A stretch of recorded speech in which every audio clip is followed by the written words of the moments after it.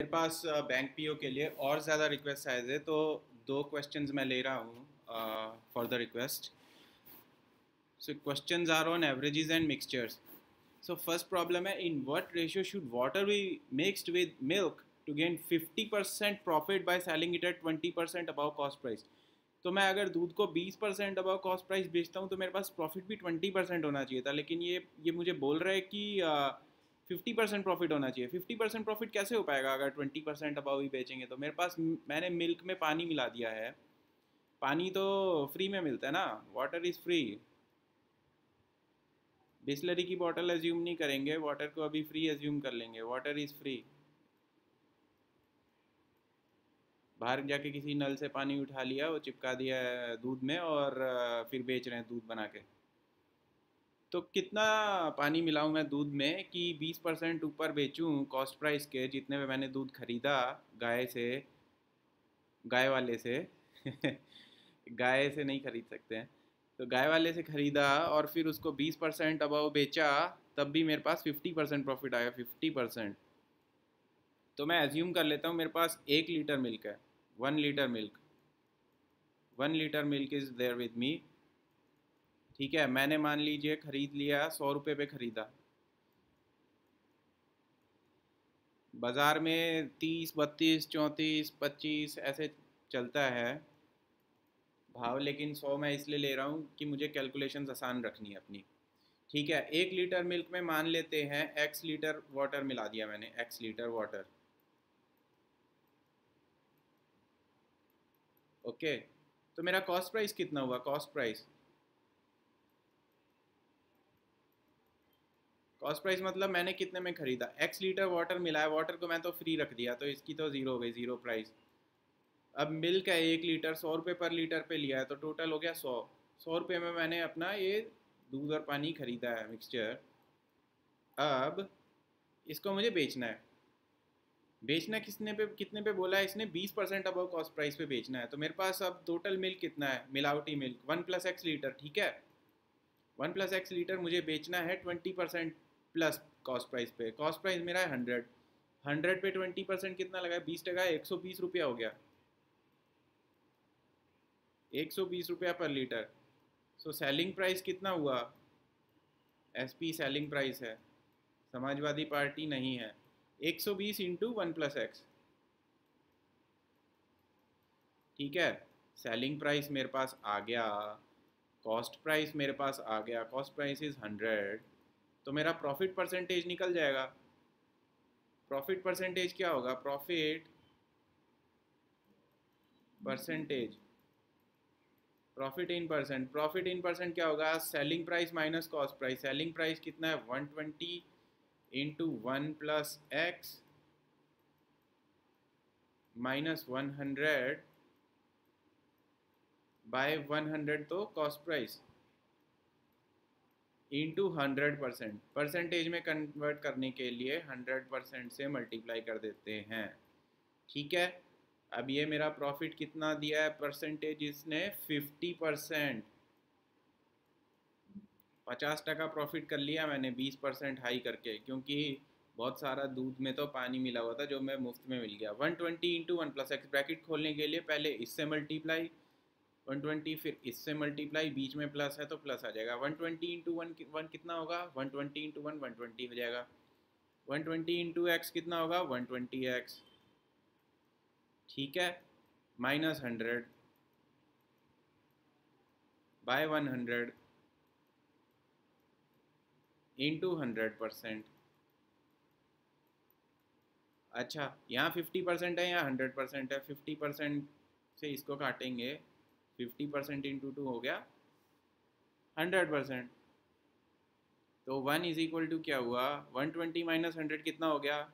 20 plus 120x into 2 bye 100. अच्छा, 2 से ये कट जाएगा, 50 बचेगा. 50 को मैं इधर ले आऊँगा. 50 इधर डिवाइडेड है तो इधर आके मल्टीप्लाई हो जाएगा. 1 इंटू 50 कितना होगा? 50 = 20 प्लस 120x. 20 गया इधर, 50 माइनस 20, यहाँ प्लस है इसके आगे, इधर आएगा तो माइनस हो जाएगा। 50 minus 20 is equal to 30, 30 is equal to 120x। 120x का मतलब होता है 120 इंटू एक्स। इंटू हम यूजुअली लिखते नहीं है, हटा देते हैं। यहाँ 120 मल्टीप्लाइड है, इधर लेके जाऊँगा क्या हो जाएगा, डिवाइड। तो x इक्वल टू क्या, 30/120। 30/120 कितना होता है, 1/4 लीटर। 1/4 लीटर कितना होता है, 0.25 लीटर्स। तो 1 लीटर पानी में 0.25 लीटर मतलब 250 ml, मतलब 1/4 लीटर आप पानी मिला दो और 20% प्रॉफिट पे बेचो, मतलब अबव कॉस्ट प्राइस पे, तो टोटल प्रॉफिट कितना हो जाएगा, 50%। ये हो गया सॉल्व। अच्छा, इसने क्या पूछा, क्या था, व्हाट रेशो। तो वाटर इज टू मिल्क कितना होगा, 0.25:1, 0.25:1। इसको 1:4 भी लिख सकते हैं। तो ये हो गया आपका solve. If you have any doubts, please write in the comments. अच्छा, अब second problem. A company has certain number of employees whose average age is 44 years. 4 years later, 5 employees at the age of 78 years retire. After another 2 years, the average age of the employees is 40 years. What is the strength of the employees initially?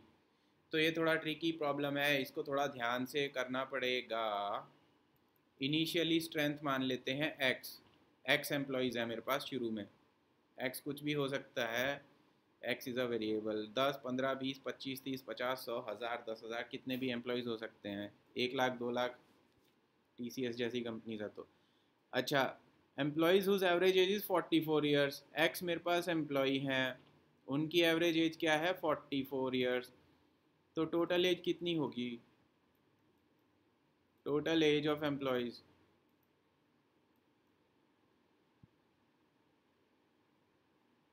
Some of total age, sum लिखो, sum of total age of employees 44 into x.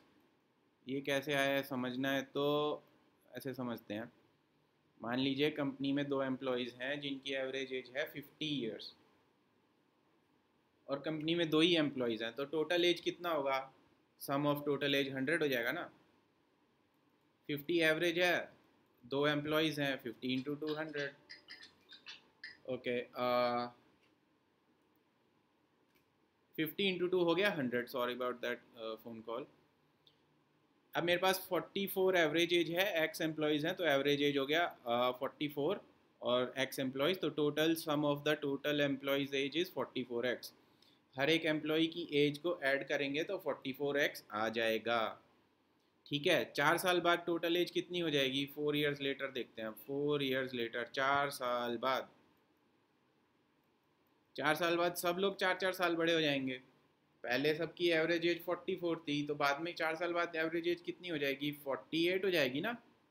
सब 4 साल बुढ़े हो गए, तो 48 into x में कर दूंगा तो टोटल सम आ जाएगा, फिर से सम हो जाएगा, सम ऑफ ऑल एम्प्लॉयज़ एज। अच्छा, फिर मैंने क्या देखा है, 4 साल बाद 5 employees at the age of 78 retire, तो बचेंगे कितने, x माइनस 5 एम्प्लॉयज़ बच जाएंगे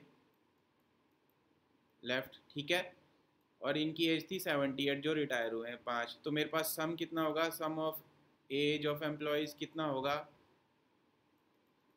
48 इंटू एक्स था टोटल का। ठीक है, उसमें से 5 निकल गए, तो उनकी एज मुझे सब्ट्रैक्ट करनी पड़ेगी। 5 निकल गए, उनकी एज कितनी थी एवरेज, 78, तो 5 इंटू 78 हो जाएगा।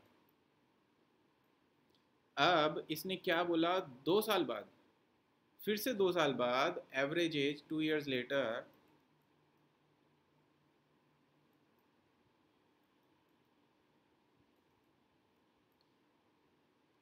Average age is 40। ठीक है, अच्छा, ये मेरे पास सम ऑफ एजेस थी 4 साल बाद, लेकिन इस टाइम पे एम्प्लॉयज़ कितने बचे थे, x-5, क्योंकि 5 रिटायर हो गए थे। x-5 मेरे पास एम्प्लॉयज़ हैं, ठीक है, उनकी एजेस का सम कितना है, 48 इंटू एक्स माइनस 5 इंटू 78। तो अभी मेरे पास एवरेज एज कितनी होगी 4 साल बाद, एवरेज एज कितनी हो जाएगी 48x माइनस 78 इंटू 5। अच्छा, इसको बार बार लिखने की वजह सॉल्व कर लेते हैं।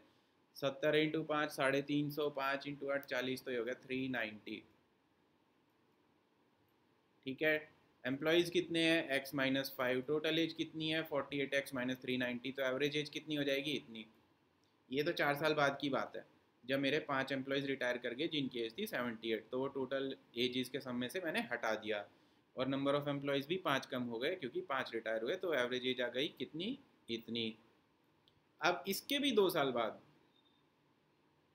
इसके भी 2 साल बाद मेरी एवरेज एज कितनी होगी,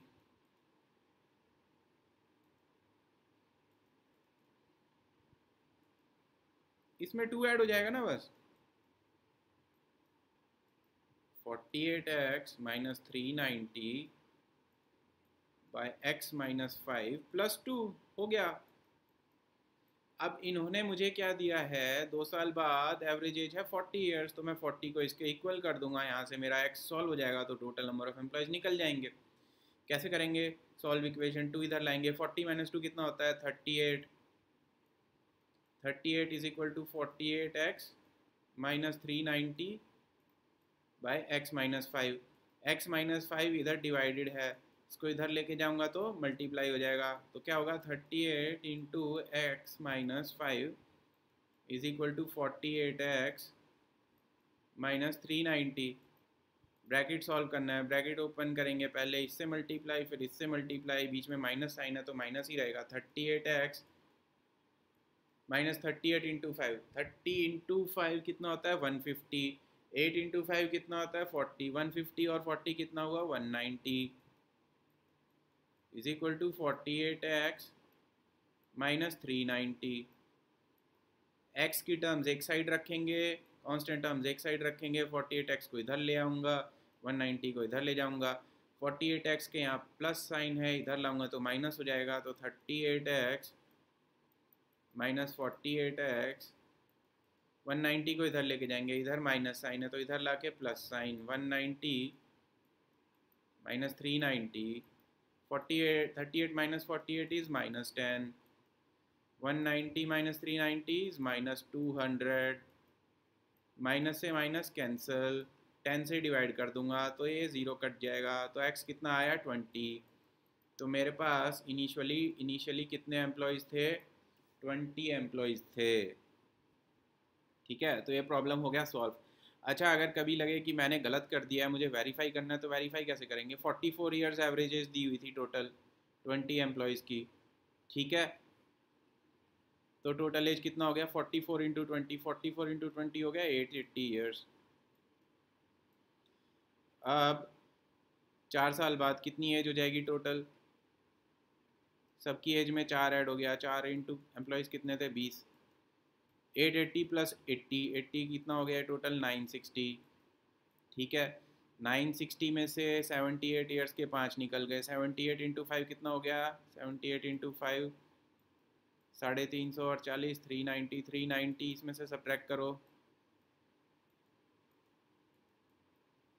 कितना बचेगा 570, 570 बचना चाहिए, 460, ओके 570 बचना चाहिए।